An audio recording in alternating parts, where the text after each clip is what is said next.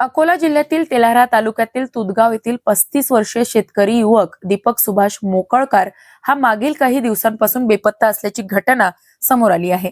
या प्रकरणी तेल्हारा पोलीस स्टेशनमध्ये मिसिंग अंतर्गत नोंद करण्यात आली आहे। मिळालेल्या माहितीनुसार दीपक मोकळकर हा 18 जानेवारी 2024 रोजी सकाळी 9 वाजताच्या सुमारास घरातून बाहेर पडला होता। तो तुदगाव येथील अकोल्याकडे जात असल्याचे कुटुंबियांना सांगून गेला होता, मात्र त्यानंतर तो घरी परतलाच नाही। त्याचा मोबाईल फोनही बंद लागत असून नातेवाईक व ओळखीच्या ठिकाणी शोध घेऊनही त्याचा काहीही थांगपत्ता लागलेला नाही। बेपत्ता युवकाचे वर्णन सडपातळ बांधा, केस विरळ, उंची सुमारे 5 फूट 7 इंच, रंग सावळा असून काळ्या रंगाचा पॅन्ट व पांढरा शर्ट, पायात काळ्या रंगाचा शूज बेपत्ता होताना परिधान केला होता।